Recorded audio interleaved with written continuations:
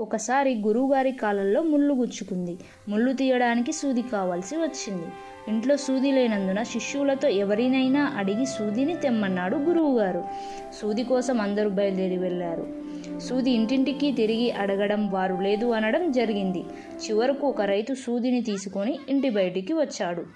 అతని చేతిలో ఉన్న సూదిని చూసి శిష్యులు నాకిమ్మని ఆయన పైన ఎగబడ్డారు. ఆ రైతు వీరు అమాయకులు అనుకొని జాలిపడి, అబ్బాయిలు, ఒక్క సూది కోసం ఇంతమంది రావాలా? ఒకరు వస్తే చాలు కదా అని అన్నాడు.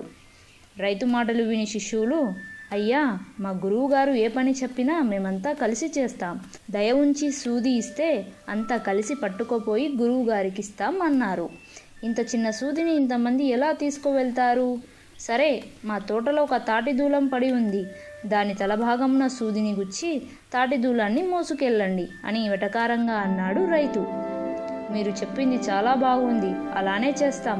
తాటి దూలం చూపించండి అన్నారు శిష్యులు. తాటి దూలంనకు సూదిని గుచ్చి దాని నెత్తిన మోస్తూ గురువు గారి దగ్గరకు వెళ్ళారు. ఊరివారు వారిని చూసి నవ్వుకున్నారు. శిష్యులు తాటి దూలంకు సూదిని గుచ్చి తేవడం చూసి పరమానందయ్య గారు తెల్లబోయారు. వారిని గట్టిగా మందలించారు. సూదితో ముళ్ళును తీసుకొని వెంటనే సూదిని రైతుకు అప్పగించి రమ్మన్నారు.